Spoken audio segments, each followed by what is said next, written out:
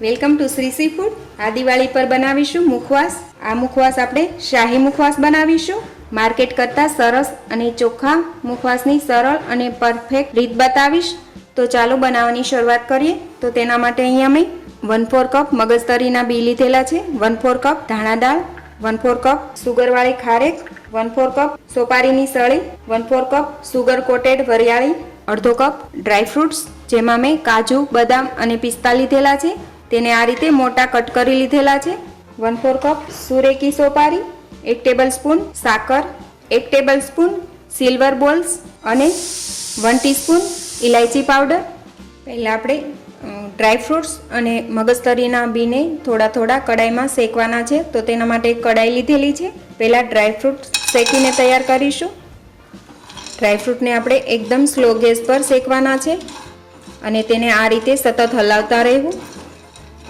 Dry ફ્રૂટનો આપણે colour change નથી કરવાનો, થોડા શેકાય એ રીતે શેકી લેવાના છે। તમારી પાસે માઇક્રોવેવ હોય તો તેમાં તમે 1 થી 2 મિનિટ માટે શેકીને તૈયાર કરી શકો છો અને આ રીતે કડાઈમાં પણ શેકી શકાય છે। આ રીતે હલાવતા જ આપણે ડ્રાય ફ્રૂટને શેકવા, જેથી બધી સાઈડથી એક સરખા શેકાઈને તૈયાર થાય।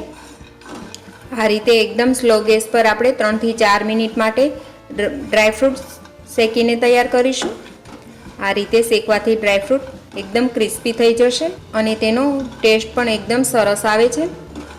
આ રીતે આપણે એકદમ સ્લો ગેસ પર 5 મિનિટ માટે ડ્રાય ફ્રૂટ શેકીને તૈયાર કરી લીધેલા છે। હવે તેને આપણે એક બાઉલમાં લઈ લઈએ। ફરી આપણે તે જ કડાઈમાં મગજતરીના બી નાખીએ તો તેને પણ આપણે એકદમ સ્લો ગેસ પર શેકીને તૈયાર કરવાની છે। આ રીતે હલાવતા તેને 2 થી 3 મિનિટ માટે શેકીશું। મગજતરી આ રીતે શેકાશે એટલે તે ફૂલવા લાગે છે અને ફૂટે પણ છે। તો આ મગજતરીના બી પણ આપણે એકદમ સરસ રીતે શેકાઈ ગયા છે। તો તેને પણ આપણે નીચે ઉતારી એક બાઉલમાં લઈશું। આ રીતે આપણે ડ્રાય ફ્રૂટને પ્લેટમાં લઈ અને ઠંડુ કરી લઈશું। એ જ રીતે આપણે મગજતરીના બીને પણ ઠંડા કરી લઈશું। બરાબર ઠંડા થાય ત્યારબાદ આપણે બધું મિક્સ કરીશું।